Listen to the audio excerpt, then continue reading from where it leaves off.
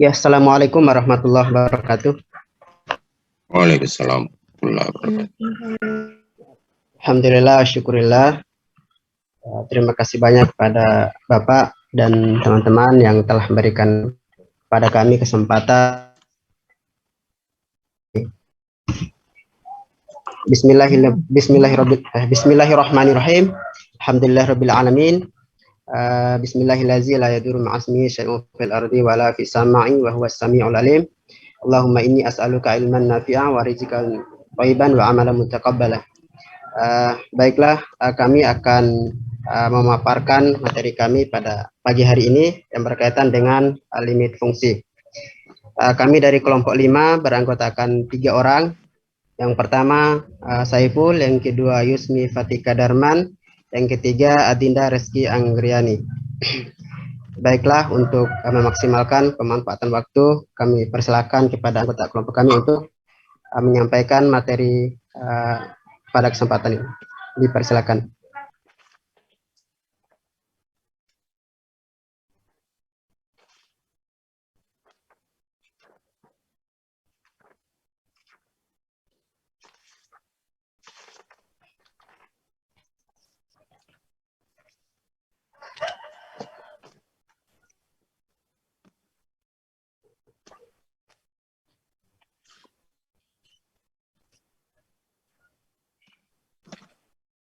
Baik, terima kasih atas kesempatan yang diberikan. Nah, di sini saya akan membahas tentang materi pada hari ini, yaitu limit fungsi. Nah, sebelum kita masuk ke pembahasan limit fungsi itu sendiri, kita terlebih dahulu harus mengetahui apa itu dari apa itu titik cluster atau titik limit. Nah, definisinya itu yakni misalkan A subset dari bilangan real, suatu titik C elemen bilangan real adalah titik cluster dari A jika setiap lingkungan delta dari C ini, atau biasa dituliskan seperti ini, V delta C, itu maka memuat paling kurang satu titik dari A yang berbeda dengan C. Nah, di sini kita mengingat kembali apa itu definisi dari lingkungan. Nah, lingkungan epsilon dari himpunan A itu sama dengan himpunan X elemen bilangan real, di mana nilai mutlak X kurang A itu kurang dari epsilon. Nah, di sini untuk A itu elemen dari bilangan real. Nah, pernyataan X termuat di lingkungan epsilon dari himpunan A ini ekivalen dengan pernyataan berikut, yaitu X kurang A ini kurang dari min epsilon kurang dari epsilon, atau X ini lebih besar dari A kurang epsilon kurang dari A tambah epsilon. Nah, di sini berarti bahwa X itu dia merupakan anggota dari A kurang epsilon sampai dengan A tambah epsilon, sehingga tadi ini nilai lingkungan delta dari C ini berarti sama saja kita mempunyai interval terbuka dari C kurang delta sampai dengan C tambah delta. Nah, jadi di sini kita yang kita maksud titik cluster ini, kalau misalnya dia itu termuat dalam irisan himpunan lingkungan delta dari C dan irisannya itu dengan A, tetapi titik itu harus berbeda dengan C. Kemudian di sini terdapat catatan bahwa titik C itu merupakan anggota dari A atau bukan merupakan anggota dari A, tetapi meskipun demikian itu tidak menentukan apakah C itu suatu titik cluster dari A atau bukan, karena secara khusus yang diperlukan adalah adanya titik-titik dalam lingkungan delta dari C itu irisan A yang berbeda dengan C, agar C ini dapat menjadi titik cluster dari A. Nah, selanjutnya teorema 4.1.2 yang berbunyi bahwa suatu bilangan C, elemen bilangan real, merupakan titik cluster dari A subset bilangan real jika dan hanya jika terdapat barisan bilangan real AN dalam A dengan AN itu tidak sama dengan C untuk semua N elemen bilangan asli, sedemikian sehingga limit barisan AN ini sama dengan C. Nah, jadi di sini kita bisa mengatakan bahwa C itu titik klaster dari A. Jika dalam A itu kita bisa membentuk barisan AN dan limit daripada AN itu sendiri adalah C. Nah, kita bisa lihat pembuktiannya berikut, yaitu jika C ini merupakan titik klaster dari A, maka untuk setiap N elemen bilangan asli, lingkungan seper N dari C itu memuat paling kurang satu titik yang berbeda dengan C. Nah, jika titik yang dimaksud di sini adalah AN, maka AN itu merupakan elemen dari A. AN juga itu tidak sama dengan C, dan limit AN, dan lebih jauh lagi bahwa limit AN ini sama dengan C. Nah, di sini ada pernyataan bahwa jika dan hanya jika, maka kita juga akan membuktikan dari arah sebaliknya. Yaitu sebaliknya, jika terdapat suatu barisan AN dalam A tanpa C dengan limit AN-nya itu sama dengan C, maka untuk sebarang delta lebih besar dari 0, terdapat bilangan asli K delta, sedemikian sehingga jika N itu lebih besar atau sama dengan K delta, maka AN-nya di sini elemen dari lingkungan delta dari C.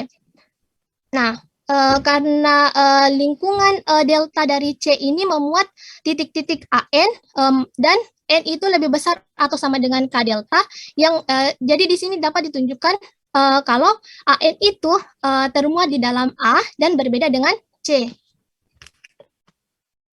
Nah, di sini untuk contohnya, di sini saya ambil soal, yaitu jika A1-nya itu merupakan interval terbuka dari 1 sampai 3, maka setiap titik dalam interval tutup 1 sampai 3 ini merupakan titik klaster dari A1. Nah, di sini berarti bahwa 1 dan 3 juga ini merupakan titik klaster dari A1, meskipun 1 dan 3 ini bukan merupakan anggota dari himpunan terbuka dari A1 tadi ini.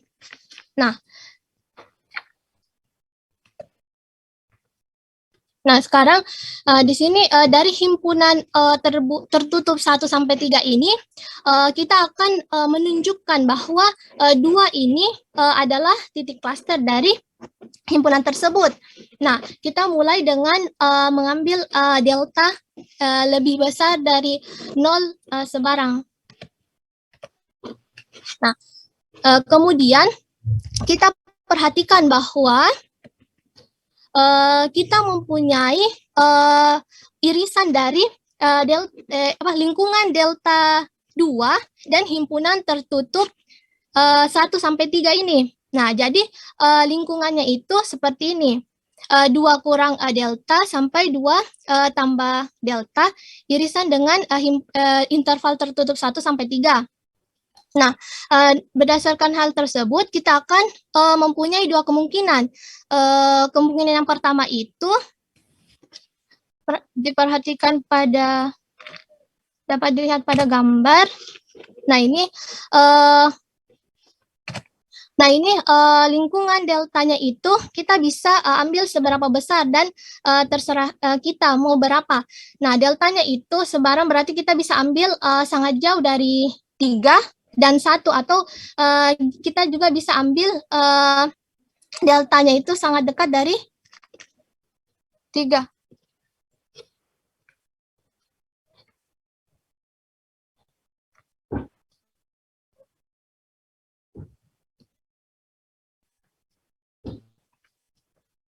Misalnya di sini, atau kita juga bisa yang ambil dekat dengan 1, seperti ini. Nah,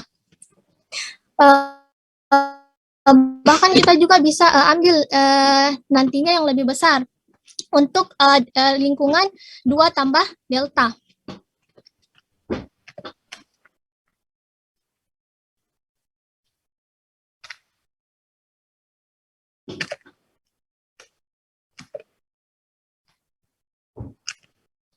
Nah, ini dari dua kurang delta sampai dengan 2 tambah delta.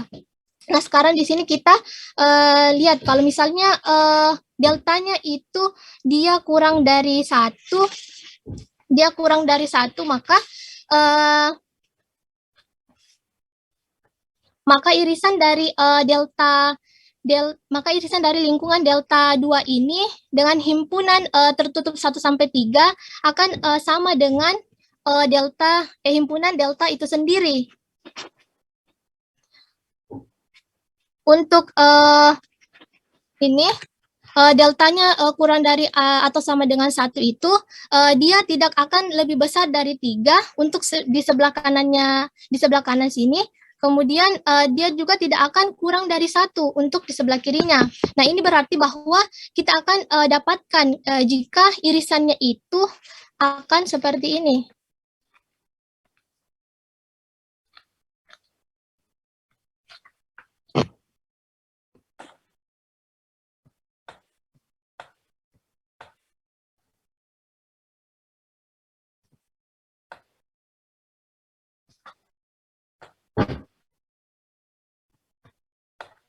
Sampai di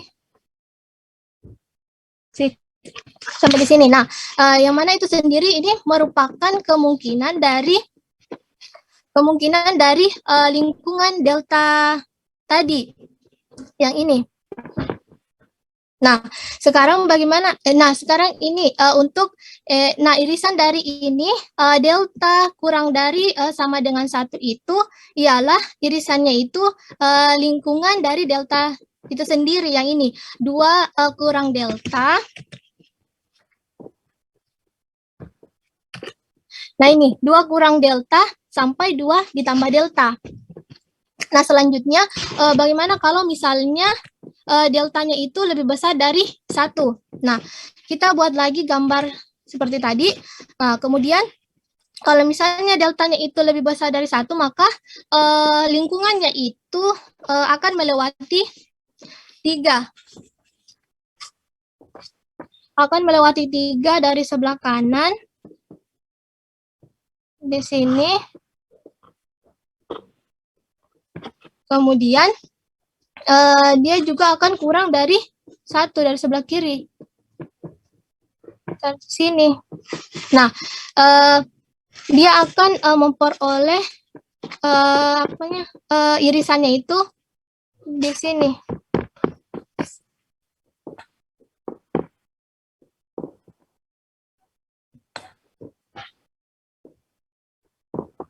Sampai dengan 3. Nah, di mana itu sendiri merupakan himpunan tertutup dari 1 sampai 3 tadi. Nah, itu. Nah, jadi sekarang irisannya ini sama saja dengan himpunan tertutup 1 sampai 3. Selanjutnya,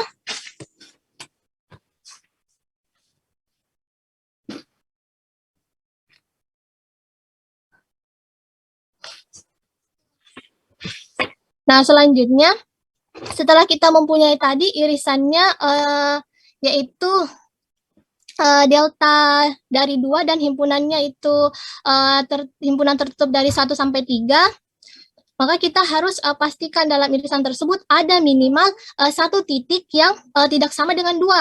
Nah, sekarang cara menentukannya itu yang pertama, kita akan untuk 2 kemungkinan tadi kita akan menentukan 2 titik yang kita akan menentukan titik yang berbeda dari 2.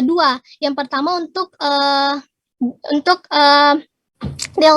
deltanya kurang dari atau sama dengan 1. Nah, kita ingat kembali tentang sifat dari kerapatan bilangan real, yang mana salah satunya itu menyatakan bahwa jika di antara 2 bilangan real, misalnya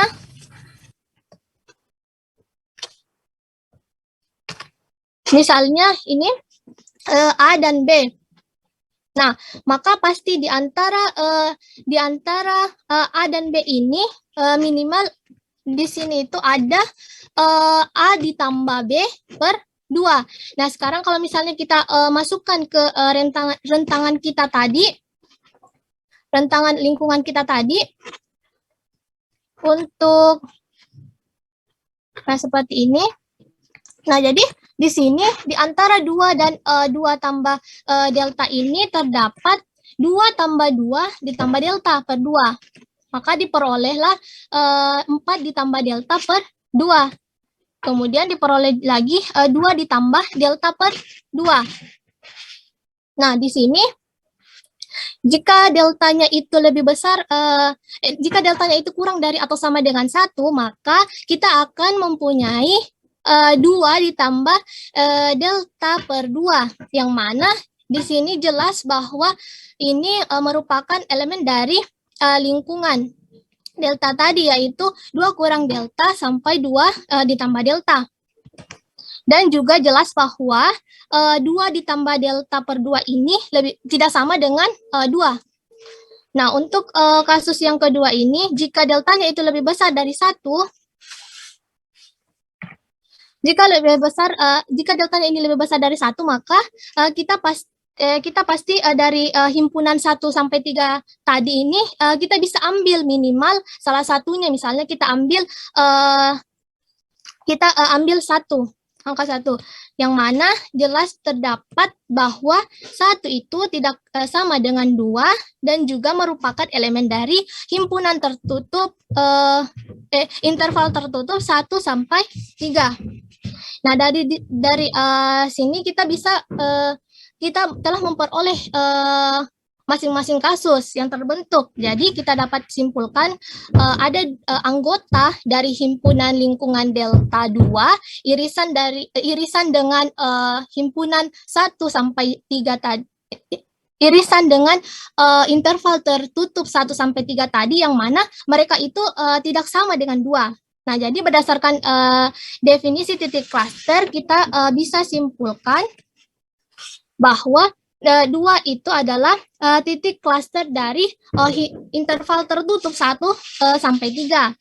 Nah, dengan cara yang sama ini, kita juga bisa menunjukkan bahwa semua anggota dari himpunan interval tertutup 1 sampai 3 ini merupakan titik klaster dari himpunan tersebut. Nah, selanjutnya kita masuk ke definisi limit fungsi. Nah, di sini definisinya yaitu, misalkan A itu adalah himpunan bagian dari bilangan real, dan sebuah fungsi f ini dia memetakan dari A ke bilangan real, dan C merupakan suatu titik klaster dari A. Nah, kita katakan bahwa suatu bilangan real L merupakan limit dari F pada C jika diberikan sebarang lingkungan epsilon dari L ini terdapat lingkungan delta dari C, sedemikian sehingga jika X-nya itu tidak sama dengan C, sebarang titik dari lingkungan delta dari C ini yang beririsan dengan A, maka Fx-nya ini termasuk dalam lingkungan epsilon L. Nah, kita bisa lihat modelnya itu pada gambar berikut. Nah, di sini itu pada kotak yang berwarna pink ini merupakan bagian yang menunjukkan limit dari F menuju limit dari F ini yang menuju C. Ini sama dengan L. Nah, seperti itu. Kemudian selanjutnya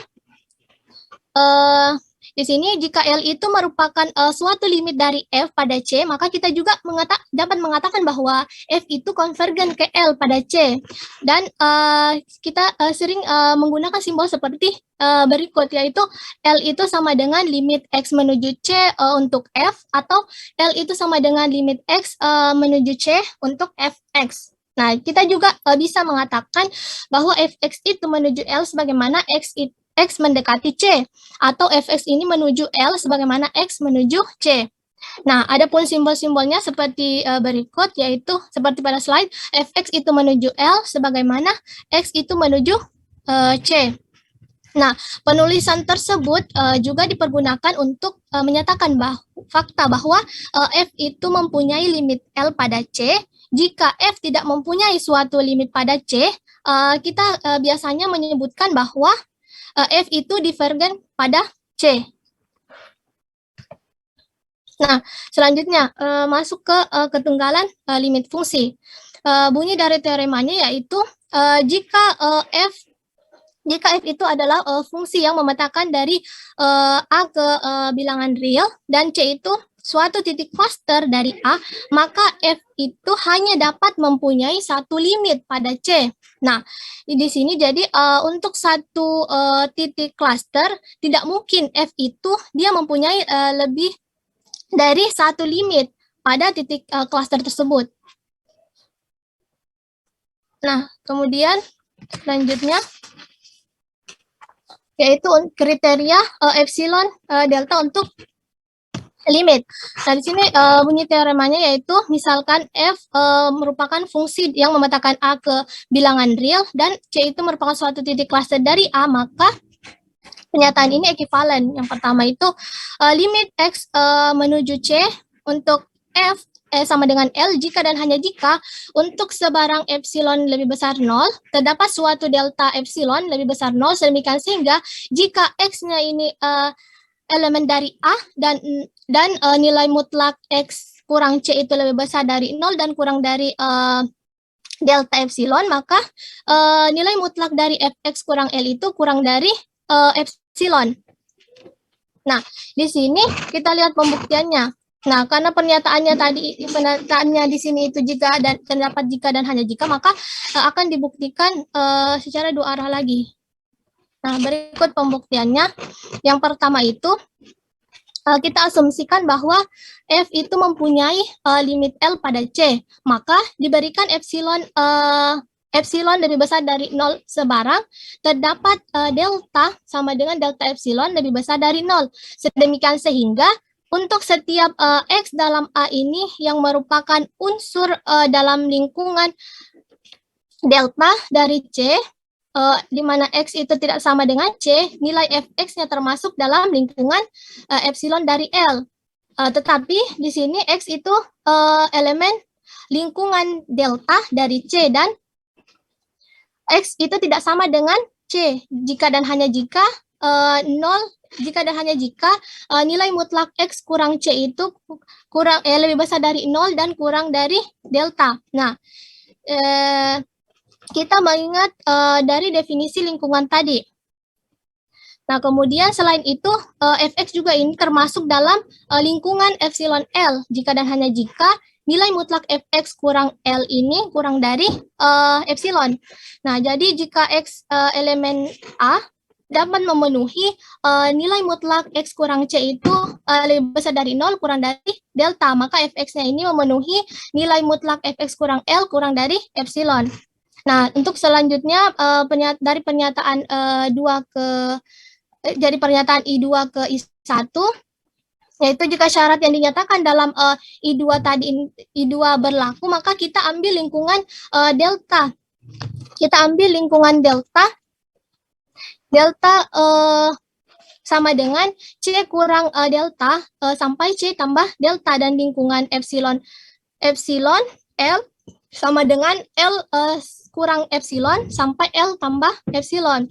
Nah, ini berarti bahwa syarat 2 ini akan berakibat jika X masuk dalam lingkungan delta C dan X itu elemen A dan X tidak sama dengan C, maka Fx-nya ini pasti termasuk dalam lingkungan epsilon L. Oleh karena itu, berdasarkan definisi, maka F itu mempunyai limit L pada C. Nah, selanjutnya kita masuk ke contoh. Nah, yang pertama di sini,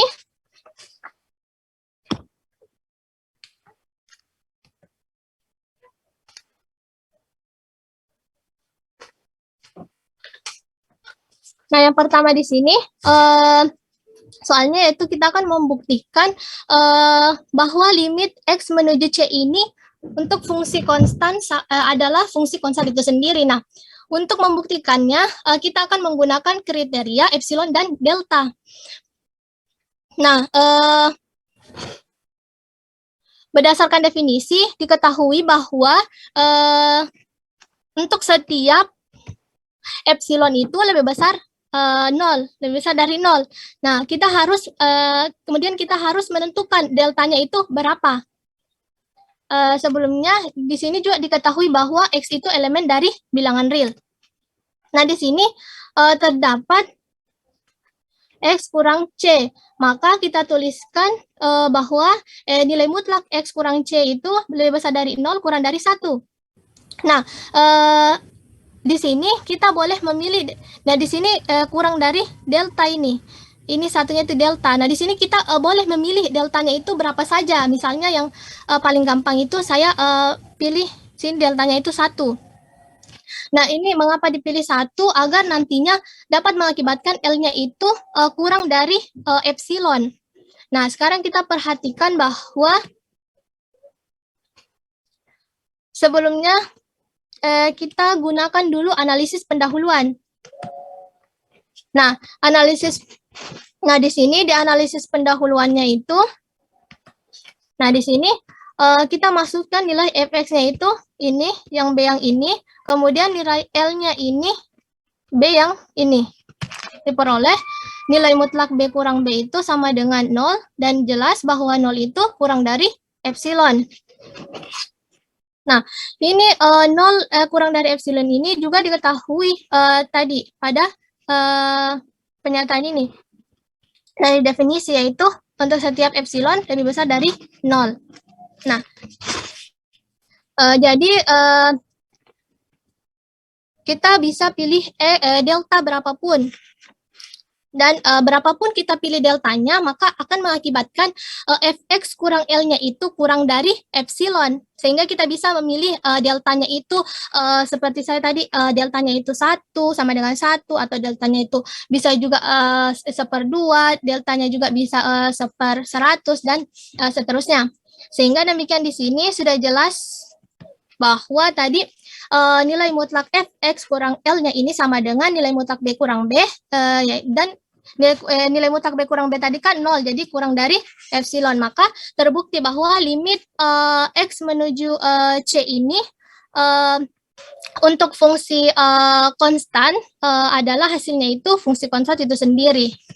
Nah, selanjutnya untuk contoh yang terakhir ini, yaitu limit X menuju 2 untuk fungsi X pangkat 3 kurang 4 per X pangkat 2 tambah 1 sama dengan 4/5. Nah, kita tulis dahulu bahwa untuk setiap epsilon itu lebih besar dari 0. Dan X-nya itu elemen dari bilangan real. Nah, di sini kita belum tahu deltanya, kita akan pilih deltanya. Nah, sekarang kita analisis pendahuluan dulu seperti yang tadi. Nah, ini kita tulis dulu ini kenapa X kurang 2, karena tadi ini X menuju 2. Nah, jadi nilai mutlak X kurang 2 ini lebih besar dari 0 dan kurang dari delta. Nah, selanjutnya kita analisis pendahuluan terlebih dahulu. Nah, di sini fx-nya ini kita ambil yang fungsi ini. Dan L-nya itu ini. Kemudian kita peroleh kita kalikan silang, kemudian maka diperolehlah 5X pangkat 3 itu kurang 20, kurang 4X pangkat 2 kurang 4 per 5 kali X pangkat 2 tambah 1. Kemudian diperoleh lagi, disederhanakan menjadi 5X pangkat 3 kurang 4X pangkat 2 kurang 24 per 5X pangkat 2 ditambah 5. Dan diperolehlah 5X pangkat 2 dikurang 4X kurang 12 per 5X pangkat 2 ditambah 5 dari X kurang 2. Nah, di sini kita punya nilai mutlak X kurang 2 itu kurang dari delta. Nah, di sini ini kita peroleh dari hasil pemfaktoran yang bagian sini. Nah, kemudian kita ketahui bahwa nilai mutlak X kurang 2 itu kurang dari epsilon. Nah, maka kita harus mensubstitusi nilai maksimal yang diperoleh atau yang ingin dicapai untuk menentukan nilai minimum dan maksimumnya. Nah, dengan cara kita pilih terlebih dahulu kondisi atau kriteria yang dari X-nya itu yang mengakibatkan deltanya ini terdefinisi. Nah, kita lihat bahwa X-nya itu menuju 2. Dan kita punya bahwa X kurang 2 ini kurang dari delta. Nah, kita bisa pilih deltanya itu sama dengan 1. Nah, tapi ini deltanya sama dengan 1 ini hanya untuk bukan untuk membuktikan, hanya dia digunakan hanya untuk menentukan kondisi atau interval dari X itu sendiri. Seperti ini. Nah, jadi kita masukkan nilai deltanya itu 1, kemudian diperoleh seperti ini. X kurang 2 itu lebih besar dari min 1, kurang dari 1, dan kita peroleh batas dari X-nya itu 1 dan 3. Nah, selanjutnya, jadi di sini sebelumnya ini 1 itu merupakan batas bawahnya dan 3 itu merupakan batas atasnya. Nah, di sini kita akan mencari nilai koefisiennya yang maksimal. Maka di sini kita mensubstitusi nilai X sama dengan 3 tadi dan X sama dengan 1 yang batas bawah dan X sama 3 ini batas atasnya ke persamaan yang tadi ini. Jadi diperoleh 75/10 dari X kurang 2. Kemudian disederhanakan 15/2 X dari X kurang 2 itu kurang dari epsilon. Kemudian ini berarti X kurang 2 tadi ini kan kurang dari atau sama dengan delta, maka dapat diperoleh ini kurang dari atau sama dengan 15/2 dikali delta sama dengan epsilon. Maka dari itu kita bisa memperoleh deltanya yaitu sama dengan 2/15 epsilon. Nah, di sini deltanya ini yang kita bisa ambil yaitu infimum dari 1 sampai 2, dari 1 atau 2/15 epsilon. Nah, perhatikan bahwa di sini kita akan mulai memasukkan nilai deltanya ke dalam persamaan ini. Nah, nilai mutlak fx kurang L-nya ini kan kurang dari atau sama dengan 15/2 dari X kurang 2. Nah, di sini kita langsung kalikan dengan deltanya. Kita substitusikan deltanya menjadi 15/2 dikali 2/15 epsilon. Nah, di sini hasilnya itu sama dengan epsilon. Jadi, di sini dapat dibuktikan, di sini sudah terbukti bahwa ini tadi nilai mutlak fx kurang L-nya ini kurang dari atau sama dengan epsilon. Jadi pernyataan dari soal tadi, soal ini limit X menuju 2 ini untuk fungsi X pangkat 3 kurang 4 per X pangkat 2 tambah 1 itu hasilnya adalah 4/5. Sekian dari pembahasan saya kembalikan kepada moderator.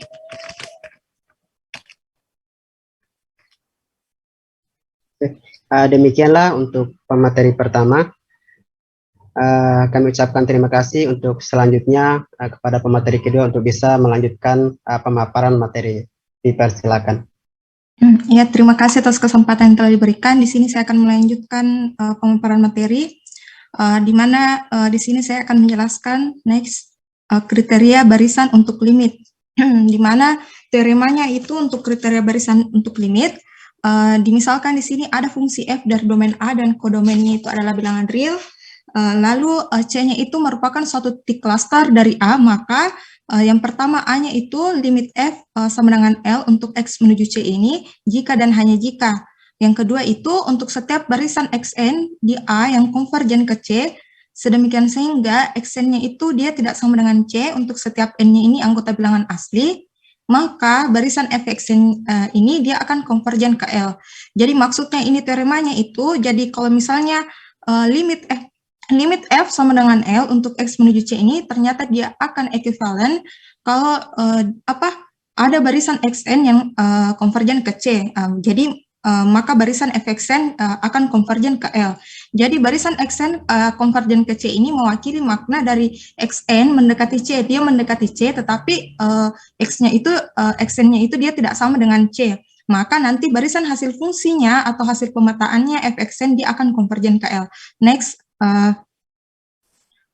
ya untuk penulisannya seperti ini, xn dia konvergen ke C, fxn konvergen ke L untuk mengingat dari teorema tersebut. Nah, di situ ada kata jika dan hanya jika, berarti kita di sini mau membuktikan jika A maka B, jika B maka A. Nah, untuk pembuktian selanjutnya, next, pertama kita membuktikan jika A maka B. Next. Selanjutnya.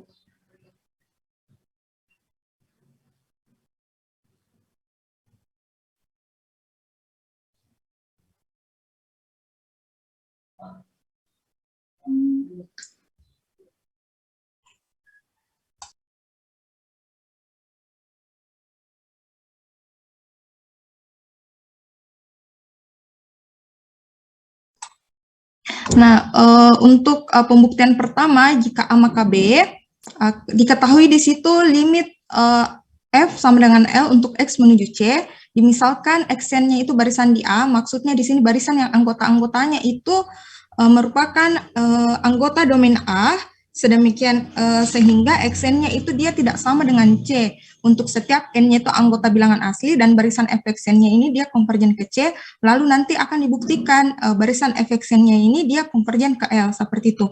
Nah, untuk pengerjaan pertamanya kita ambil sebarang epsilon positif, atau maksudnya di sini epsilon lebih besar dari 0, sama juga kalau bilang epsilon positif. Nah, karena limit tadi F untuk X menuju C sama dengan L ini, maka dengan kriteria epsilon delta pada teorema sebelumnya, terdapat suatu delta positif atau delta lebih besar dari 0, sehingga untuk setiap X-nya ini anggota A. Kalau X memenuhi nilai mutlak X kurang C bernilai positif dan kurang dari delta, maka akan berakibat Fx ini memenuhi nilai mutlak Fx kurang L kurang dari epsilon. Nah, tadi di situ ada kata kriteria epsilon delta. Nah, epsilon delta maksudnya di sini maknanya itu penegas bahwa deltanya itu dia bergantung pada si epsilon, seperti itu.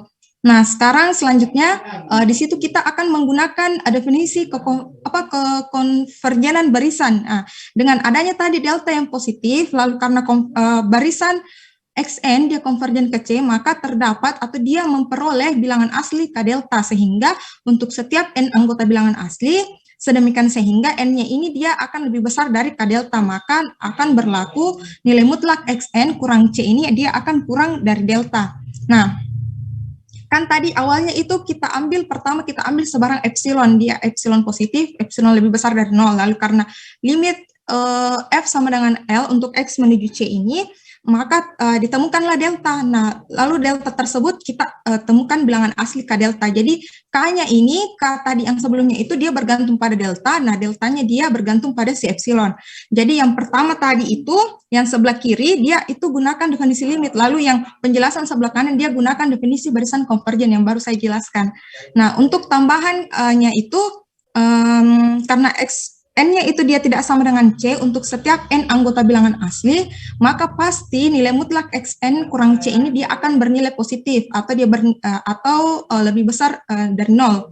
Nah, perhatikan bahwa nilai K ini bergantung pada epsilon. Nah, karena K ini diambil dari delta dan deltanya ini diambil dari epsilon, seperti itu.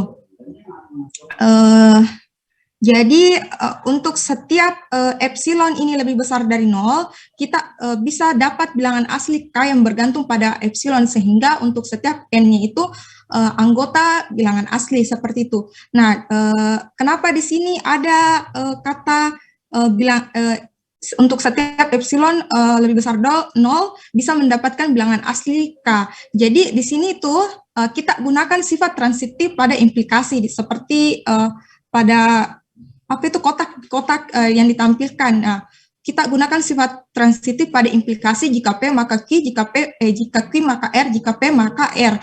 Nah, jadi urutannya itu dari epsilon dia mendapati delta, dari delta mendapati K, terus dibalik kalau dia punya epsilon tentu nanti dia akan dapat K, seperti itu. Nah, seperti itu perumpamaannya. Lalu apabila N-nya ini lebih besar dari K, maka akan berakibat nilai mutlak XN ini kurang C ini dia akan bernilai positif. Dia akan pasti bernilai positif. Lalu nilai mutlak XN kurang C ini kurang dari delta. Dengan menggunakan implikasi limit, dia akan diperoleh nilai mutlak fx n kurang L kurang dari epsilon, seperti itu. N lebih besar dari K ini berakibat nilai mutlak xn kurang C kurang delta. Jadi itu diperoleh dari sifat konvergen barisan. Lalu karena nilai mutlak xn kurang C kurang delta, maka nilai mutlak fxn kurang L dia kurang dari epsilon. Nah, ini dari nilai limitnya. Jadi maka dari itu di sini ditemukan dua buah implikasi. Jadi jika N lebih dari K, maka nilai mutlak fxn kurang L itu kurang dari epsilon. Dengan kata lain, barisan fxn ini dia konvergen ke L, seperti itu. Selanjutnya,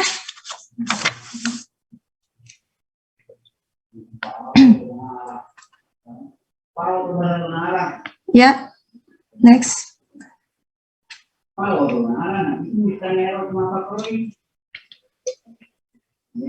Nah, untuk selanjutnya itu di sini sekarang kita akan melakukan pembuktian arah sebaliknya. Tadi kan sebelumnya itu jika A maka B, sekarang jika B maka A. Nah, di sini kita membuktikannya itu dengan argumen kontraposisi, di mana maksudnya di sini kontraposisi yaitu kebalikan dan negasi dari pernyataan implikasi. Jadi ini sama saja kalau kita mau buktikan bahwa bahwa negasi dari pernyataan A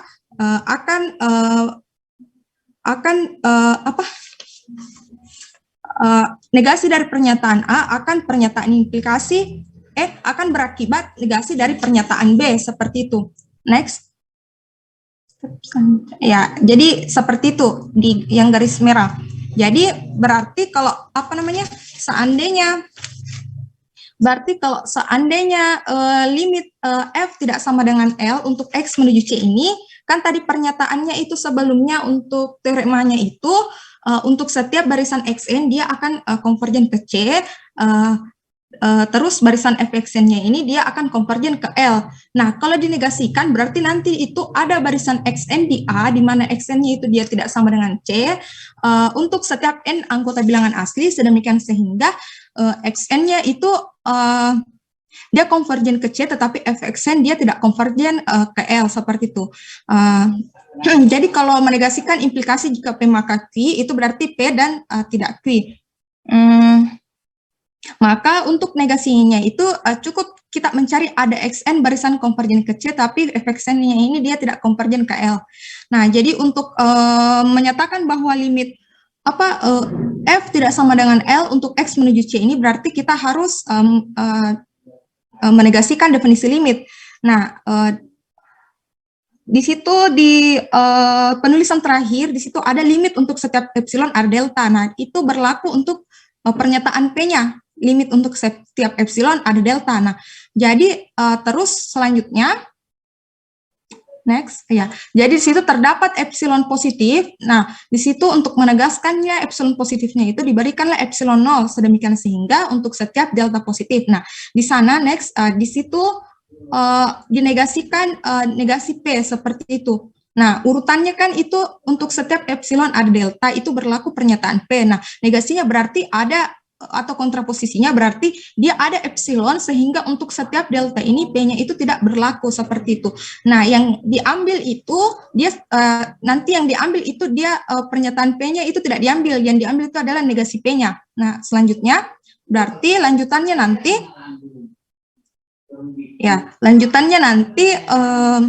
kan tadi negasinya ada epsilon sehingga untuk setiap delta berarti di situ lanjutannya terdapat X anggota A sedemikian sehingga nilai mutlak xn kurang C ini dia bernilai positif dan kurang dari delta, dan nilai mutlak fxn ini kurang L lebih dari sama dengan epsilon 0. Jadi maknanya itu yaitu xn-nya ini dia masih tetap mendekati C, tapi Fxn-nya itu dia tidak mendekati L. Karena kenapa? Karena apabila kita lihat jaraknya itu sudah lebih dari lebih dari sama dengan epsilon 0. Kita lihat di situ Fxn, nilai mutlak Fxn kurang L, dia di situ lebih dari sama dengan epsilon 0. Berarti di situ nanti dia Fxn-nya itu dia tidak mendekati L, seperti itu.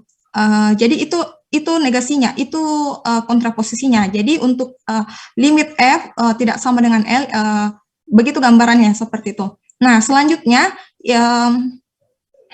di sini kita harus bisa mendapatkan suatu barisan Xn yang suku-sukunya itu berada di A dan tidak sama dengan C, supaya Xn-nya itu dia konvergen ke C, tetapi Fxn dia tidak konvergen ke L. Nah, di sini kita menunjuk suatu barisan di bagian Xn-nya. Nah, selanjutnya ya. Untuk delta sama dengan 1 itu berarti didapatkan suatu X1 lalu dinamakan X1 sedemikian sehingga nilai mutlak X1 kurang C bernilai positif dan kurang dari 1 dan Fx1-nya itu kurang L lebih dari sama dengan epsilon 0. Terus yang selanjutnya itu untuk delta sama dengan 1/2 berarti di sini ada X2 sedemikian sehingga X2 kurang nilai mutlak X2 kurang C lebih dari 0 kurang dari 1/2 dan nilai mutlak Fx2 ini kurang L lebih dari sama dengan epsilon 0 dan seterusnya sampai untuk delta sama dengan 1/n maka terdapat Xn sedemikian sehingga nilai mutlak Xn kurang C ini akan lebih dari 0 dan kurang dari 1/n dan nilai mutlak Fxn ini kurang L lebih dari sama dengan epsilon 0 dan seterusnya. Nah, apabila kita lihat di situ X1, X2, X3, barisan X1, X2, X3 dan seterusnya, Xn dan seterusnya, apabila kita lihat jaraknya di situ nilai mutlak X1 kurang C sampai Xn kurang C dan seterusnya itu semakin lama dia tuh semakin menyempit karena 1/n. Di sini ada 1/n di nilai mutlak Xn kurang C kurang dari 1/n. Artinya kalau tak hingga maka jaraknya itu dia makin dekat dengan 0. Berarti ini Xn-nya ini dia mendekati C. Nah, apabila lagi kita lihat Fxn-nya, bagaimana Fxn-nya? Jadi Fxn-nya itu apabila kita lihat dia itu selalu lebih dari sama dengan epsilon 0. Nilai mutlak Fxn kurang L lebih dari sama dengan epsilon 0. Artinya itu ada jarak yang positif sehingga Fxn-nya ini dia tidak mendekati L karena selalu ada jarak lebih dari epsilon 0. Berarti barisan Fxn ini dia tidak konvergen ke L seperti itu. Selanjutnya, jadi terbentuk barisan Xn anggota A subset A dengan Xn ini tidak sama dengan C. Dengan N-nya ini anggota bilangan asli, Xn-nya konvergen ke C, tetapi Fxn-nya ini dia tidak konvergen ke L, seperti itu. Selanjutnya, untuk kriteria divergen.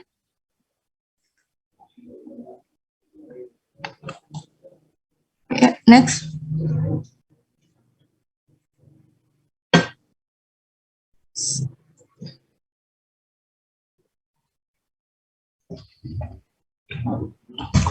Nah, untuk kriteria divergen di sini,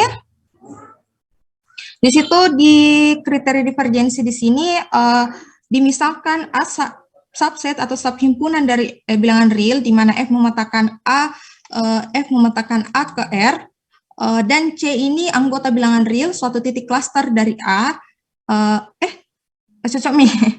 Ya, lalu A jika L anggota bilangan real maka F ini tidak mempunyai limit L. Di sini ada kata tidak mempunyai limit, berarti kalau dia punya limit berarti dia itu konvergen.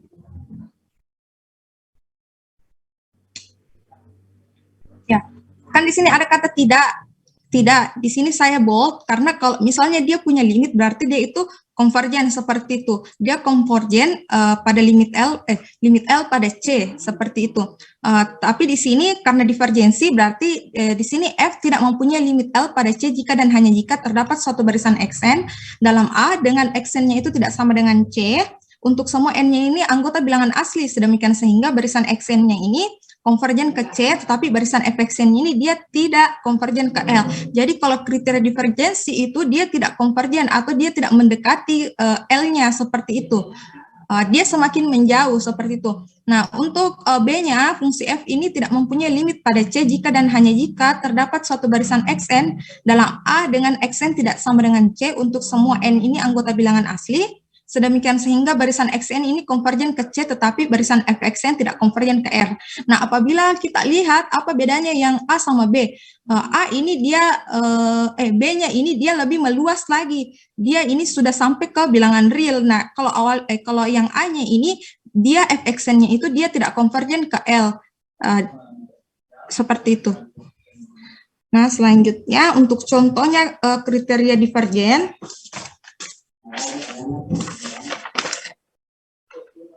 Untuk contoh next.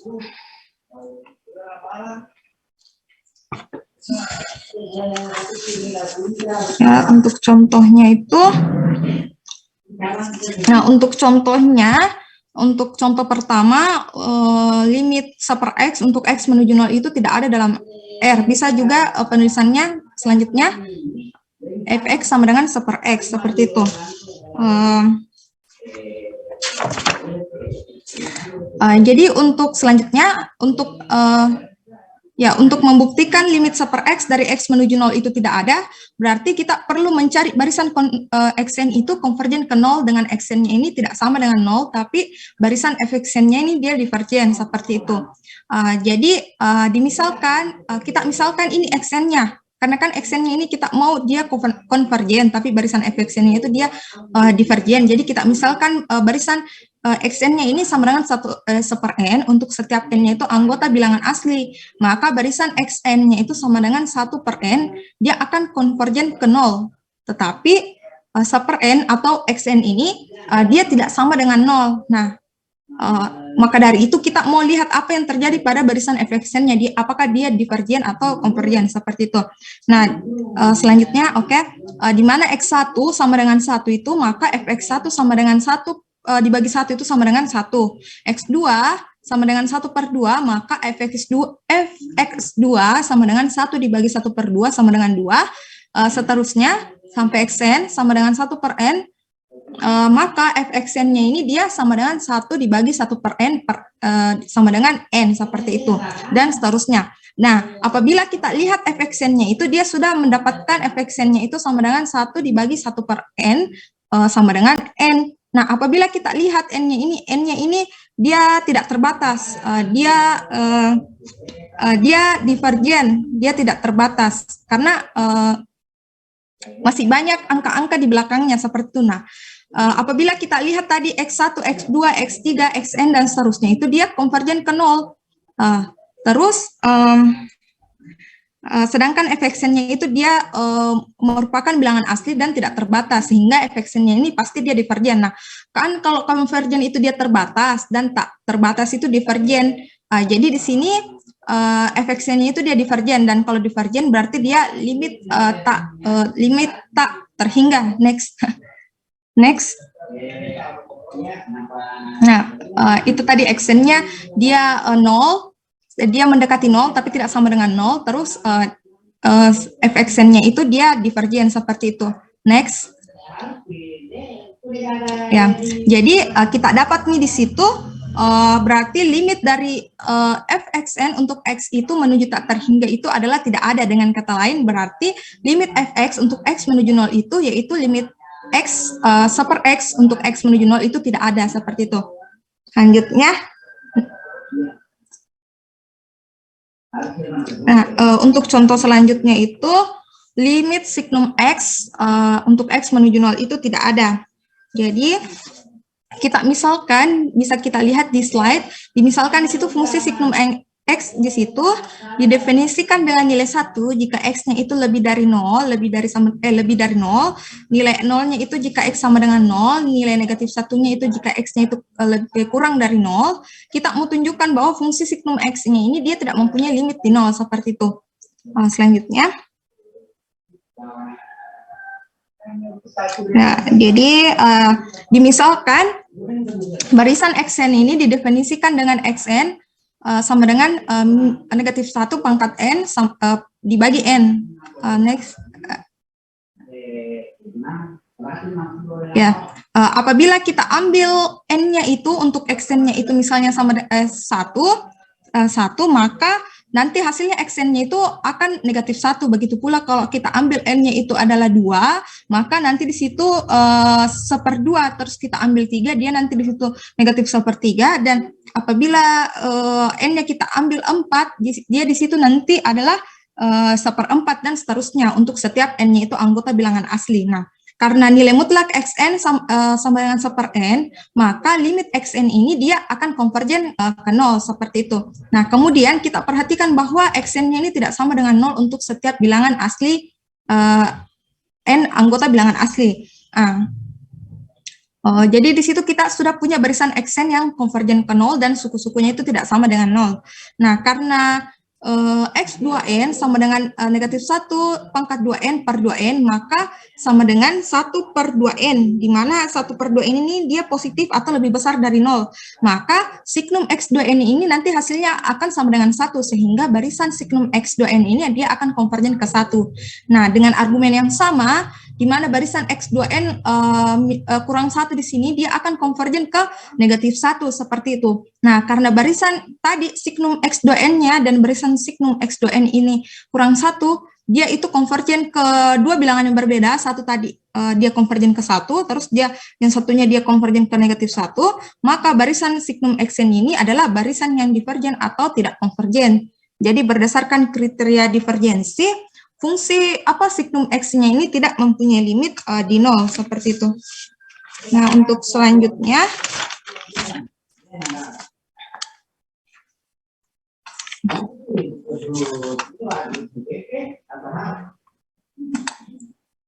ya untuk teorema limit, di mana definisinya untuk teorema limit di sini tuh dimisalkan A subset bilangan real di mana fungsi f memetakan AKR dan C-nya itu anggota bilangan real suatu titik klaster dari A. Kita mengatakan f terbatas pada suatu lingkungan dari C jika terdapat lingkungan delta dari C, di mana simbolnya itu V delta C, dan suatu konstanta M lebih besar dari 0, sedemikian sehingga kita punya nilai mutlak fx kurang dari sama dengan M untuk semua X anggota A, iris V delta C, seperti itu. Nah, apabila kita lihat tadi definisinya, apabila kita lihat di situ definisinya, di situ ada kata terbatas pada persekitaran, lingkungan sama persekitaran itu sama. Jadi dia terbatas pada lingkungan C. Nah, dari sini itu dia diberi definisi bahwa fungsi ini itu dia terbatas di lingkungan C jika ada lingkungan delta dari C dan ada konstanta M, dan di mana M-nya di situ di definisinya itu dia positif atau M-nya itu dia lebih besar dari 0, sedemikian sehingga mempunyai nilai mutlak fx kurang dari M. Nah, apabila kita lihat nilai mutlak fx kurang dari M kurang dari sama dengan M ini artinya itu fx-nya itu ada batasnya. Ini artinya ada batas, yaitu fx lebih dari sama dengan negatif M dan kurang dari positif M, seperti itu. Jadi di sini dia punya jarak yang membatasi, seperti sebelumnya belum dijelaskan. Sebelumnya ini di sini punya jarak yang membatasi. Nah, kalau kan jarak itu ada awal dan ada akhir. Jadi awalnya itu dia negatif M dan akhirnya itu dia positif M. Jadi fx ini tuh dia terbatas di negatif M dan M-nya itu untuk semua X anggota A iris V delta C, seperti itu. Nah, selanjutnya di situ ada yang ditampilkan di slide. Nah, itu tadi untuk nilai mutlak fx kurang dari sama dengan M. Di situ ada batasnya, di mana fx-nya itu batasnya itu kurang dari sama dengan negatif M dan lebih dari sama dengan negatif M dan kurang dari positif M. Selanjutnya,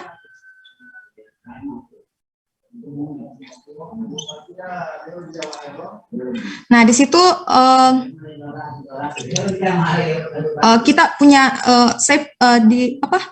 di situ ada ditampilkan tadi sebelumnya sudah dijelaskan sedikit oleh Saudara Adinda mengenai garis-garis tersebut. Kalau tadi Adinda dia titik klasternya itu dia misalkan 2 dan X-nya itu untuk kanannya dia 3 dan X1-nya untuk kirinya itu dia 1.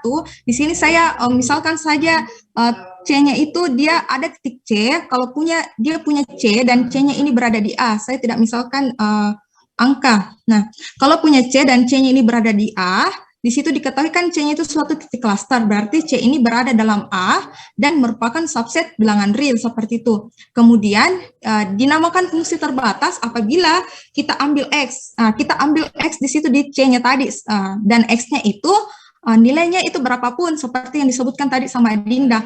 Nilainya itu berapapun, yang jelasnya X-nya itu dia tidak sama dengan C. Entah kita mau ambil berapapun nilainya X-nya, dia asalkan X-nya itu tidak sama dengan C. Jadi di sini bisa kita cari bahwa di sini kita dapat A dan lingkungan C seperti itu. Dan di sini juga dijelaskan lingkungan delta pada definisinya. Nah, kalau misalnya di sini kita punya di situ ada C plus delta dan C negatif delta, maka artinya itu selama dia berada di lingkungan delta dan nilai X-nya kita ambil berapapun selama X tidak sama dengan C, maka fungsi tersebut itu dikatakan terbatas. Maka ini harus ada batasnya, dan batasnya apa? Jadi batasnya itu tadi negatif M dan positif M. Maka dari itu dikatakan fungsi pada lingkungan C. Jadi wajib di lingkungan C, dan lingkungan C itu adalah delta positif dan delta negatif. Jadi ketika diambil berapapun nilai X-nya, maka dia akan mendapatkan atau dia akan bertemu negatif M sebagai batas bawah dan positif M sebagai batas atas selama berada di lingkungan C seperti itu.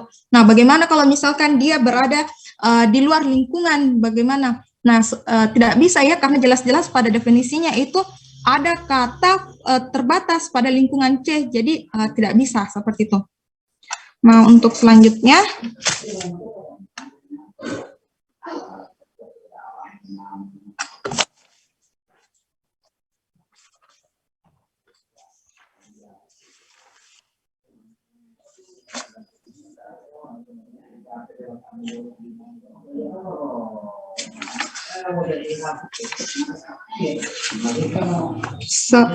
sebelumnya kapan?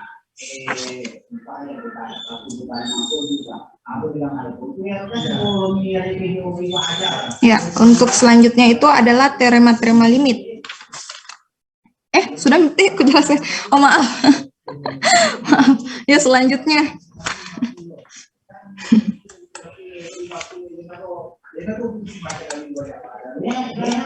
Selanjutnya Dinda.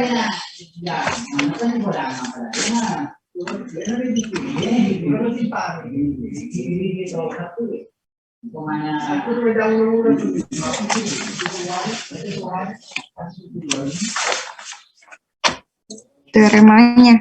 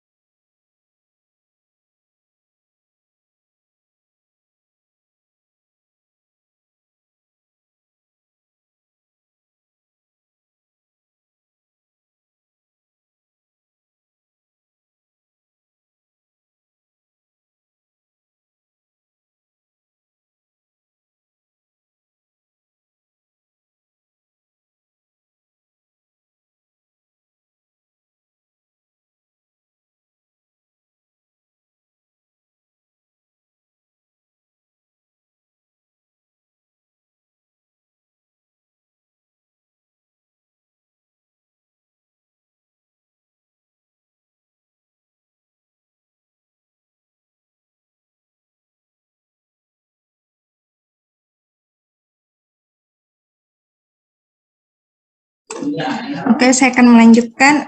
Di situ untuk selanjutnya adalah teorema. Di situ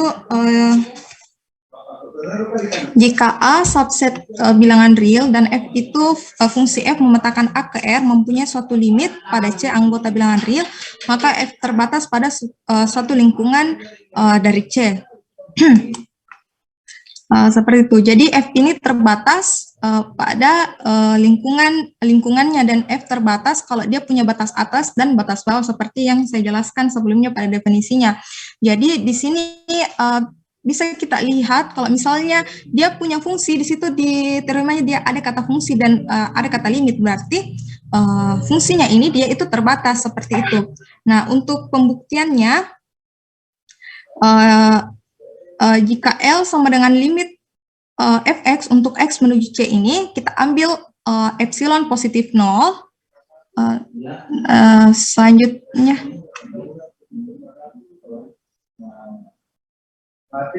ya, di situ ada epsilon positif 0, seharusnya kan di situ epsilon positif 0. Nah, karena epsilonnya positif dan yang paling dekat dan yang paling mudah dengan angka 0 itu 1, maka kita ambil epsilon 1. Nah, seperti tadi jelaskan sama Dinda tadi itu dia delta yang dia ubah, sekarang di sini epsilonnya yang kita ubah menjadi 1. Maka tadi diambil epsilon 1. Nah, di sini sebenarnya terserah terserah kita mau ambil epsilonnya berapa, entah itu 1/2, 3, 4 dan seterusnya, terserah.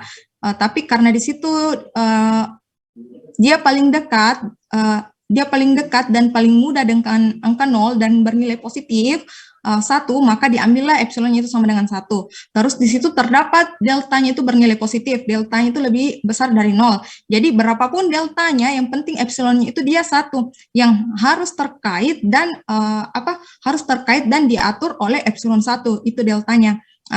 Sedemikian sehingga jika nilai mutlak x kurang c lebih dari 0 dan kurang dari delta, maka nilai mutlak fx kurang L ini dia akan kurang dari 1. Nah, di situ ada nilai mutlak fx kurang L kurang dari 1. Di situ seharusnya itu sebenarnya kan awalnya dia epsilon. Nah, tapi karena di situ epsilonnya sudah kita ganti sama dengan 1, maka di sini kita cantumkan di sini adalah 1. Seperti itu. Nah, untuk selanjutnya itu nilai mutlak fx nilai mutlak fx dikurang nilai mutlak L kurang dari sama dengan nilai mutlak fx kurang L kurang dari 1, seperti itu. Terus yang ini dua ruas ini kita masing-masing jumlahkan dengan nilai mutlak L. Nanti hasilnya itu dia seperti ini. Maka dari itu, oleh karena itu, jika X-nya ini anggota A iris P delta C, X tidak sama dengan C, maka nilai mutlak Fx kurang nilai mutlak L tambah 1. Nah, hasilnya tadi itu kita jumlahkan masing-masing ruas dengan nilai mutlak L, maka nanti kurang lebih hasilnya itu nilai mutlak Fx kurang dari sama dengan nilai mutlak L tambah 1, seperti itu. Nah, karena C bukan C-nya itu bukan anggota A dan X-nya juga bukan C atau tidak sama dengan C, maka dibuat atau kita ambil M-nya di sini itu nilai mutlak L ditambah 1. Nah, sedangkan sementara jika C-nya ini merupakan anggota A, maka di sini diambil M-nya itu sama dengan supremum yang paling besar di antara nilai mutlak FC dan nilai mutlak L ditambah 1, seperti ini. Seperti itu. Ini berarti bahwa C anggota A iris V delta atau lingkungan delta C, maka nilai mutlak Fx ini kurang dari sama dengan M. Nah, di situ lagi ada batasnya, tadi dijelaskan sebelumnya. Fx itu kan lebih dari sama dengan negatif M dan kurang dari positif M. Nah, jadi ini menunjukkan bahwa F terbatas pada lingkungan delta C, seperti itu. Nah, untuk selanjutnya,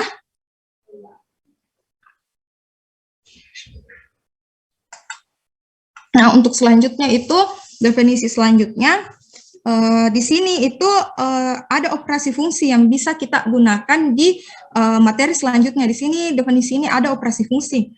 Nah, jadi ini merupakan pengembangan teorema limit apabila fungsinya itu terdapat suatu operasi seperti yang dicantumkan di slide seperti itu.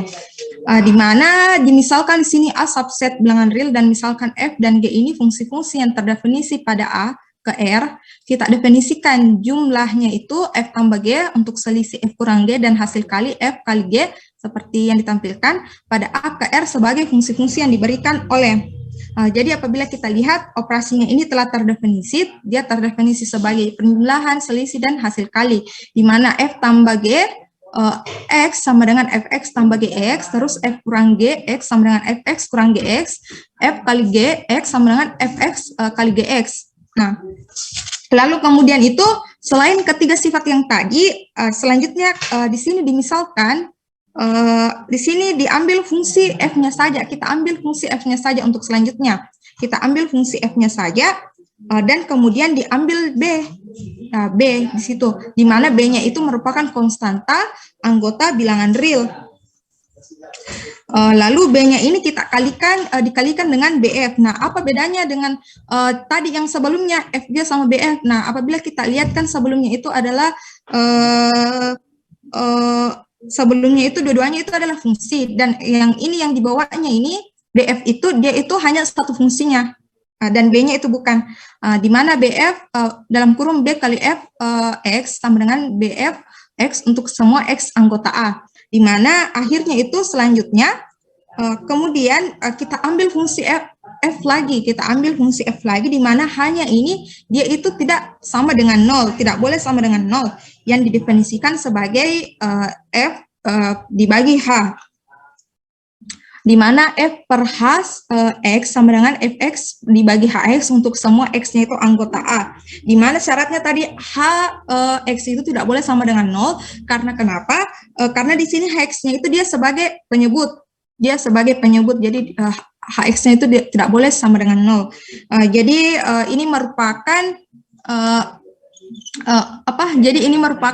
operasi dasar, satu fungsi yang akan menjadi dasar untuk mengerjakan teorema limit ketika fungsi yang kita temui itu mengalami operasi-operasi seperti yang saya jelaskan sebelumnya. Nah, untuk lebih lanjutnya nanti akan dijelaskan oleh anggota kelompok saya mengenai materi-materi dari definisi tentang operasi pengembangan teori limit tersebut. Saya kembalikan kepada moderator.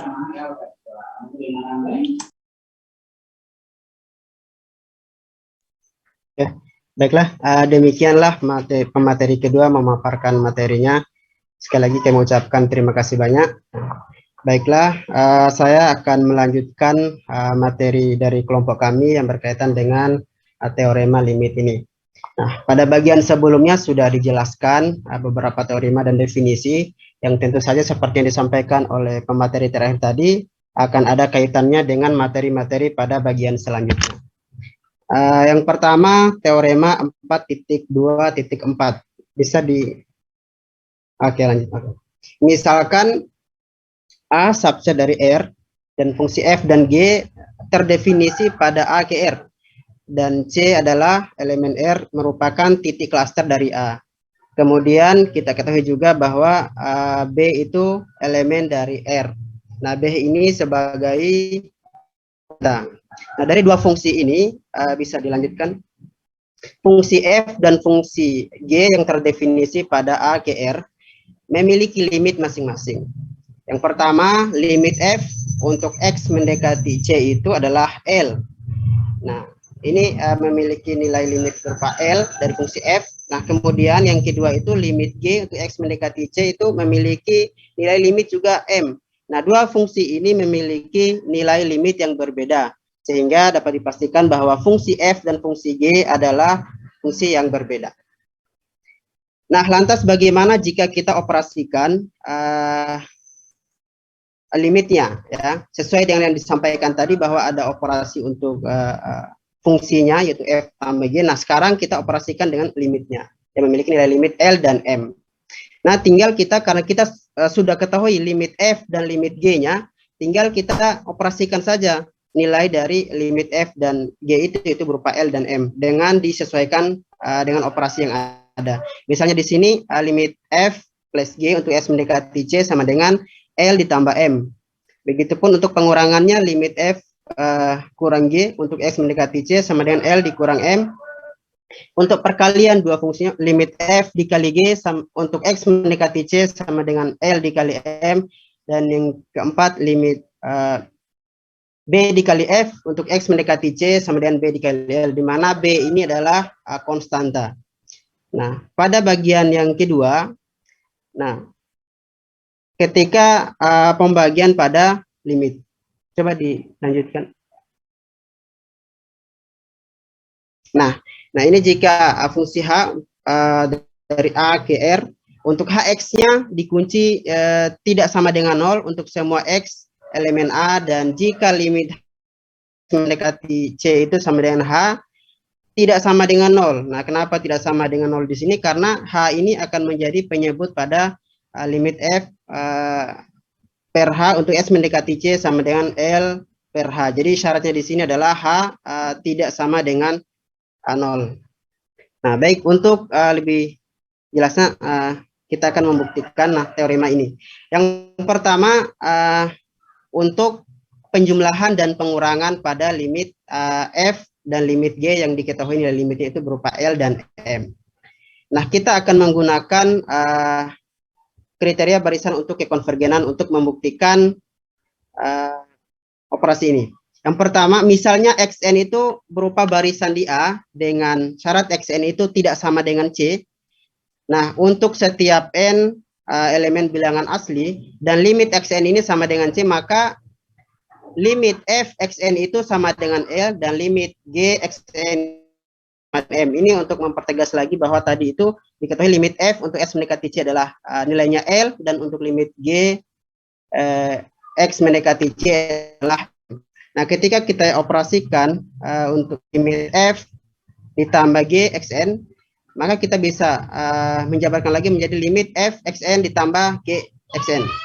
Nah, ini bisa kita limitkan masing-masing Fx dan Gxn-nya, yaitu limit F Xn ditambah limit G Xn, sehingga pada akhirnya kita akan mendapatkan nilainya L ditambah M.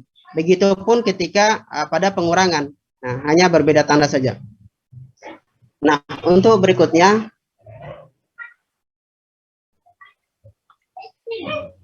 oke, silakan dilanjutkan slide-nya.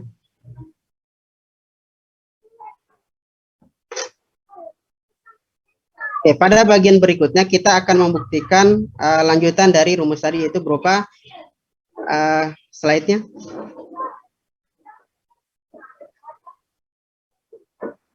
Oke, untuk limit F dikali G X mendekati C sama dengan L dikali M.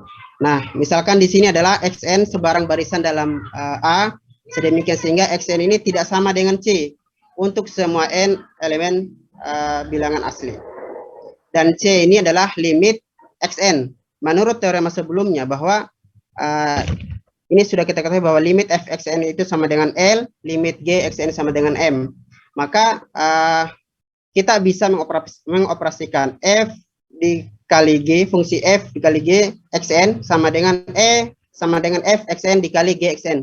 Untuk N-nya adalah elemen bilangan asli.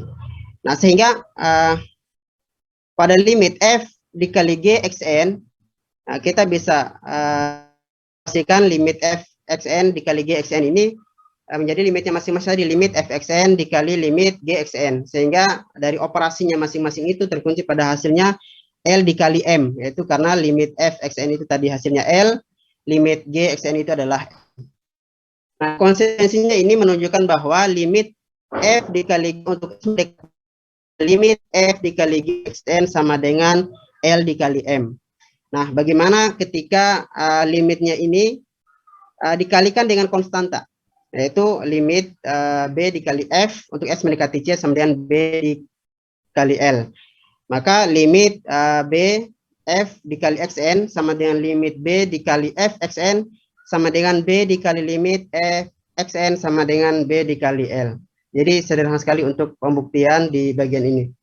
Selanjutnya untuk bagian B. Nah, tadi syaratnya Hx-nya itu tidak sama dengan 0. Nah, kemudian limit H untuk X mendekati C dan sama dengan H. Nah, H ini adalah tidak sama dengan 0, maka limit F per H untuk X mendekati C sama dengan L per H. Nah, sehingga epsilonnya lebih dari 0, sehingga untuk setiap X elemen C negatif delta, C plus delta, itu beririsan dengan himpunan A, tanpa himpunan C. Berlaku untuk mutlak HX dikurang H kurang dari setengah mutlak H, sehingga mutlak HX itu lebih dari setengah mutlak H. Jadi F definisi di sekitar C dengan syarat tadi bahwa nilai epsilonnya itu nilai deltanya itu lebih dari 0. Nah, sehingga limit F per H dikali Xn sama dengan limit F Xn per H Xn, sehingga limit F Xn per limit H Xn sama dengan L per H. Nah, ini juga membuktikan bahwa limit F per H untuk X mendekati C itu sama dengan L per H. Nah, selanjutnya kita masuk pada contoh. Nah, contoh karena limit X ini karena limit X untuk X mendekati C sama dengan C, maka limit X kuadrat untuk X mendekati C sama juga dengan C kuadrat, tinggal dikuadratkan saja. Nah, dan jika C ini lebih besar dari 0, maka limit per X untuk X mendekati C sama juga dengan 1 per C. Nah, yang pertama limit X pangkat 2 ditambah 1 dikali X pangkat 3 kurang 4 untuk X mendekati 2 sama dengan 20. Nah, kita akan menyelesaikan ini berdasarkan teorema pada sebelumnya.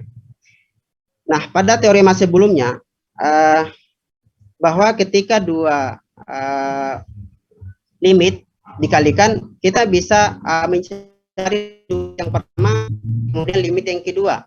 Nah, lalu hasilnya bisa kita kalikan. Nah, sehingga di sini limit X kuadrat ditambah 1 dikali X pangkat 3 kurang 4 untuk X mendekati 2. Nah, kita mendapatkan limitnya itu X pangkat 2 ditambah 1 untuk X mendekati 2 adalah 5. Kemudian limit X pangkat 3 kurang 4 untuk X mendekati 2 adalah 4. Tinggal kita kalikan saja menjadi 20 hasilnya. Nah, berikutnya. Nah, untuk bagian B, limit X pangkat 3 kurang 4 per X pangkat 2 ditambah 1 dengan X mendekati 2 sama dengan 4 per 5.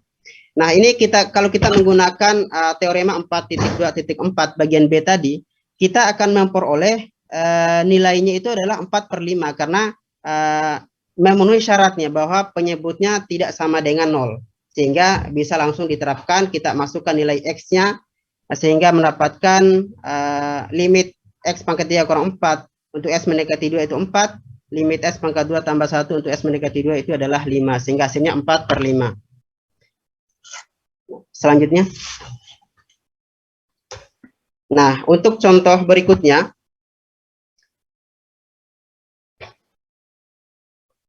Oke, silakan lanjutkan slide-nya. Nah, ini untuk limit X pangkat 2 kurang 4 per 3X kurang 6 untuk S mendekati 2 sama dengan 4 per 3.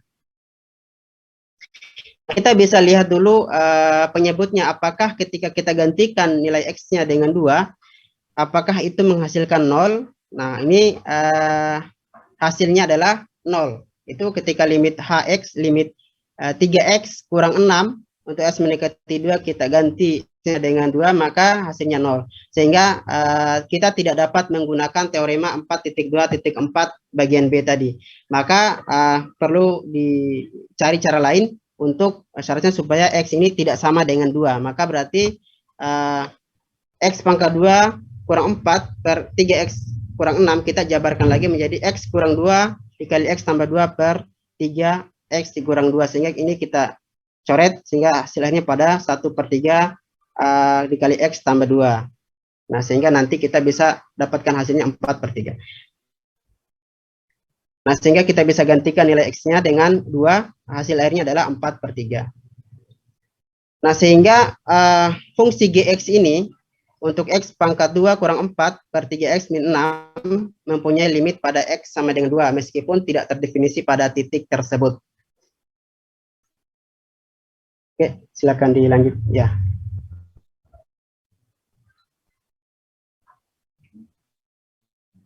Oke, sekali lagi. Nah, selanjutnya kita akan masuk pada teorema berikutnya. Slide-nya bisa diteruskan dulu.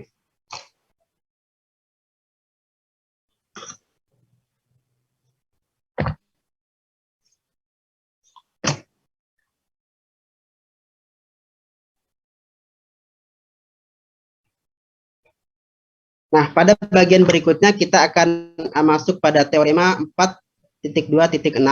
Ini yang menjadi dasar bagi teorema Apit yang akan kita bahas pada slide berikutnya. Nah, pada teorema ini katakan bahwa misalnya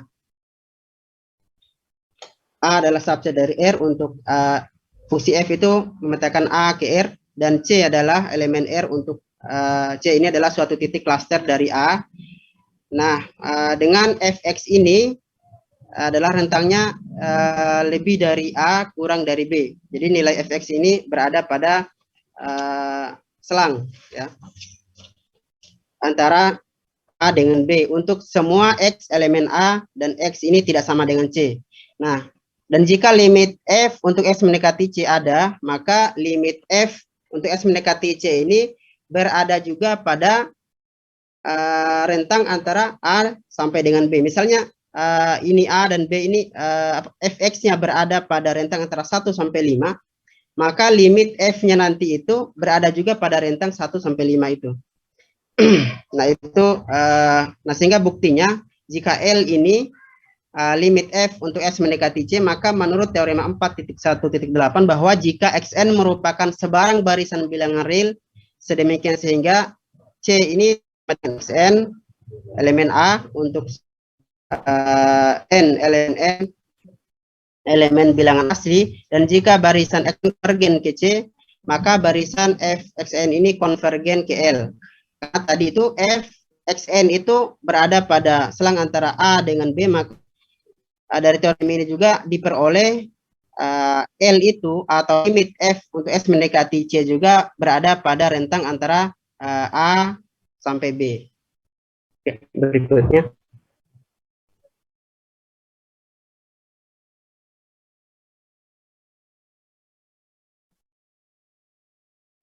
Nah, kita masuk pada teorema Apit. Nah, misalkan A subset dari R, kemudian ada fungsi F, G, H, masing-masing dari A ke R, dan C ini adalah suatu titik klaster dari A.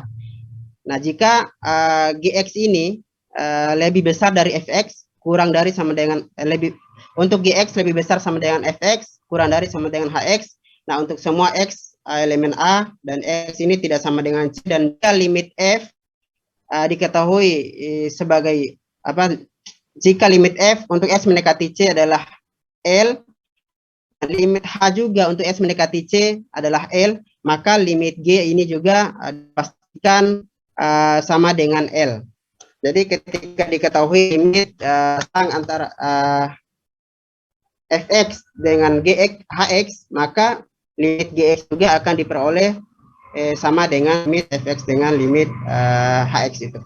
Nah, buktinya akan kita menggunakan kriteria barisan untuk kekonvergenan.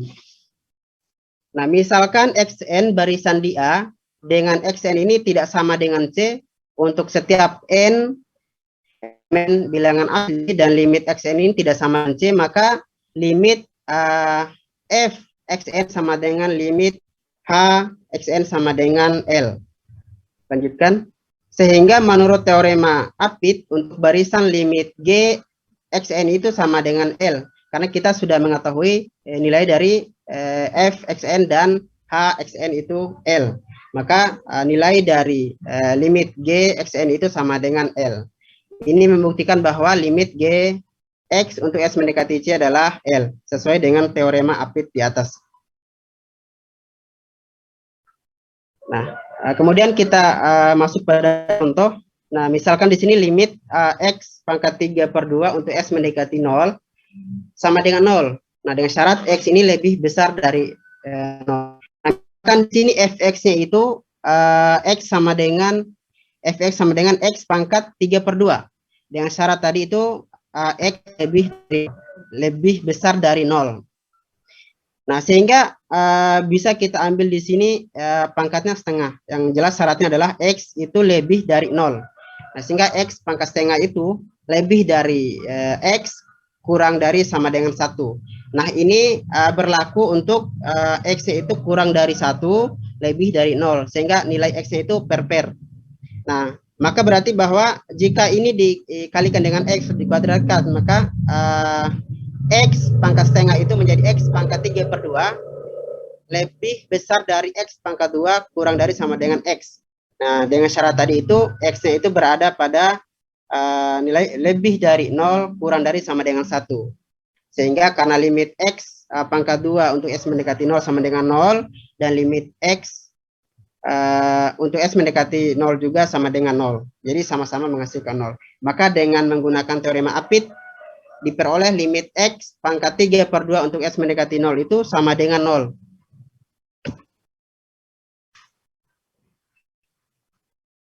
Oke, berikutnya.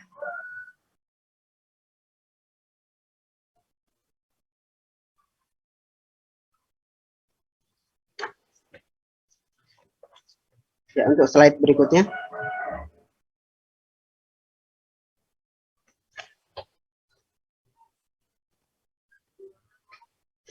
Nah, untuk slide berikutnya kita akan ulas pada teorema 4.2.9. Nah, misalkan A itu subset dari R, kemudian fungsi F memetakan dari A ke R, dan C adalah anggota R, suatu titik klaster dari A.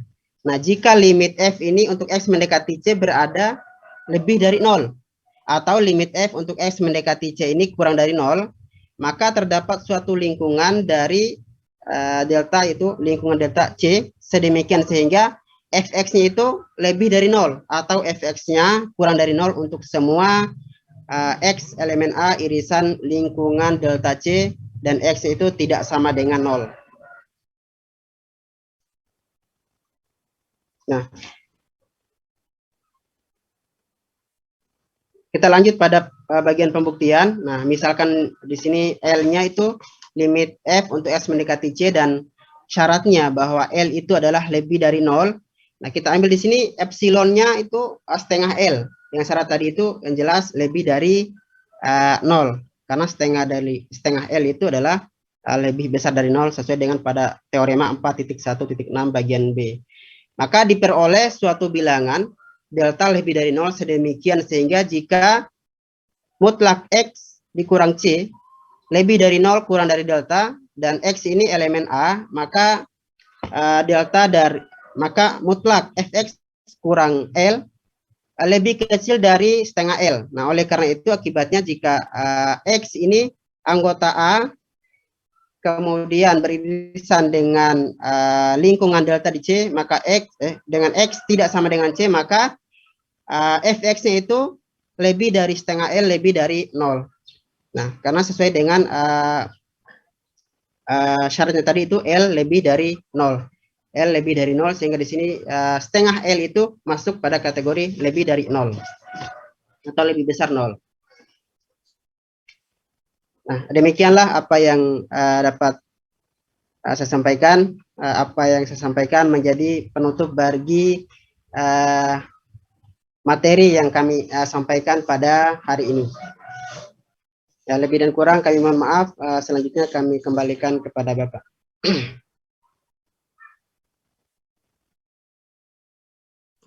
Ya, baiklah, mungkin presentasi dari 3 orang ya untuk materi limit fungsi ya, jadi 41 dan 42. Oke, silakan, ada yang mau ditanyakan, silakan.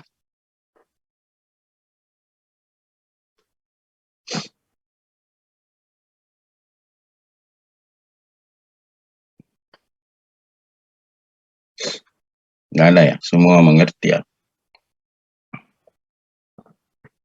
Guys, saya komentari presenter 1 itu tadi ada di materi apa itu? titik cluster ya. Titik cluster itu ada yang diarsir. Itu salah arsir kayaknya yang pertama itu. Yang diarsir hanya yang interval apa itu. Ya, presenter bisa tahu ya, bisa tahu apa yang saya maksud. Apa namanya tadi itu?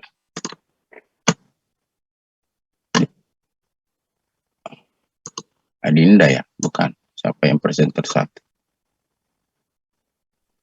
Adinda ya.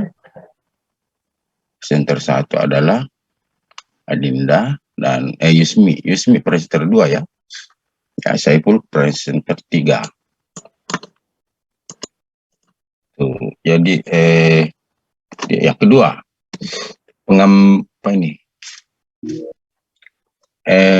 Waktu melakukan pembuktian itu tidak rinci ya, harusnya menggunakan definisi pengambilan epsilon, ambil dulu epsilon baru memilih delta ya, baru melakukan analisis pendahuluan tanpa menyelesaikan bukti lengkapnya ya, harus diselesaikan bukti lengkapnya. Jadi itu kalau kita menggunakan definisi, kalau berkata untuk setiap, ya jangan tulis untuk setiap, ambil dulu, tetapkan dulu epsilon yang sembarang. Itu presenter 2 itu sudah bagus itu. Terus tidak menjelaskan mengapa delta harus dibatasi, misalnya delta diambil 1, kenapa? Ya, kenapa begitu? Ya, ciri-cirinya itu kemudian pemilihan delta nanti suprimum, mengapa suprimum? Ya, atau maksimum ya, boleh maksimum. Dan terus kalau misalnya ada 3 pilihan, kapan itu terjadi? Kalau 3 pilihan, ada delta 1, delta 2, delta 3 ya, kapan? Sehingga kita bisa memilih suprimum delta 1, delta 2, delta 3. Itu. Terus di presenter 2, itu pemaparan sudah oke ya. Tapi tidak menjelaskan mengapa, bagaimana, seperti apa logika ya, logika dari negasi dari definisi, misalnya kriteria divergensi, misalnya ya, kriteria divergensi itu seperti apa, alasan logika dari kriteria divergensi itu. Contoh, P maka Q, implikasi dari P maka Q apa?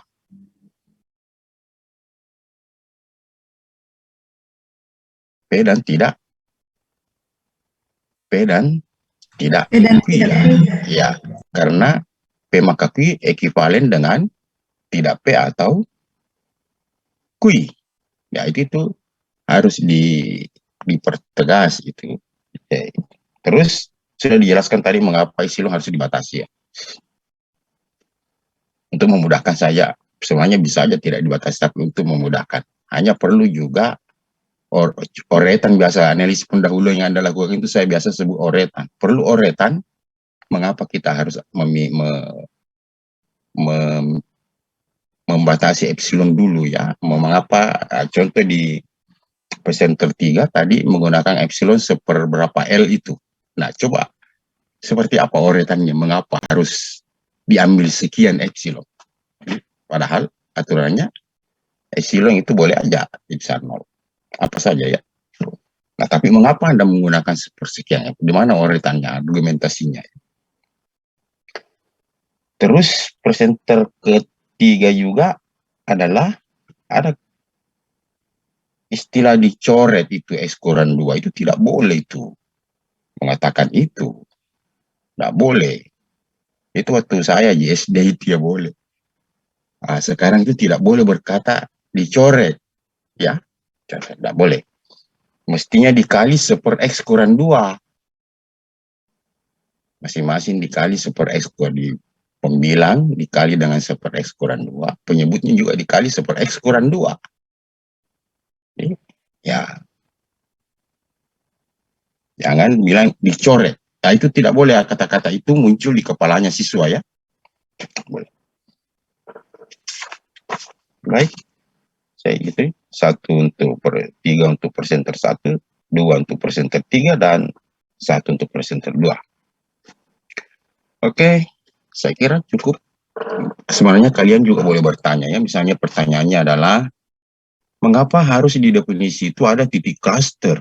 Bagaimana seandainya tidak ada titik cluster di situ? Itu pertanyaan bagus itu ya.